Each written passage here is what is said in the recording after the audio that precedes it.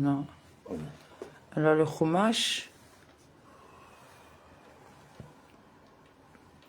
Alors je dis Ozelun, qui testé, suite chapitre 23. Quand tu entreras dans la vigne de ton prochain, tu pourras manger des raisins à ton appétit jusqu'à t'en rassasier, mais tu n'en mettras point dans ton panier.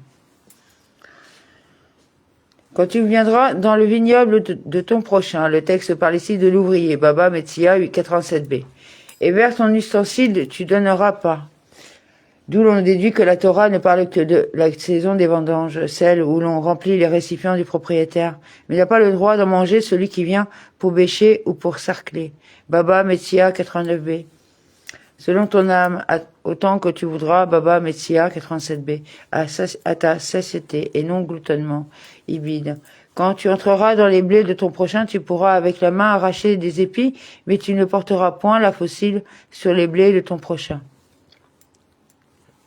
Quand tu viendras dans la récolte sur pied de ton prochain, le texte ici aussi parle de l'ouvrier Baba Metsia 87b. Chapitre 24. Quand un homme aura pris une femme et cohabité avec elle, si elle cesse de lui plaire parce qu'il aura remarqué en elle quelque chose de malséant, il lui criera une libelle de ce divorce et lui mettra en main et la renverra de chez lui. Car il a trouvé en elle une chose de nudité. C'est une misva pour lui de la répudier pour qu'elle ne trouve plus grâce à ses yeux. Gittin 90a. Si sortir de la maison conjugale, elle se remarie et devient l'épouse d'un autre homme. Un autre homme. Celui-là et son premier mari ne sont pas assortis car l'un a expulsé la méchanceté de chez lui et l'autre l'a recueilli. Gittin 90b. Et que ce dernier, l'ayant prise en aversion, lui écrive une libelle de divorce, le lui mette en main et la renvoie de chez lui, ou que ce même homme qu'il a épousé en dernier lieu vienne à mourir.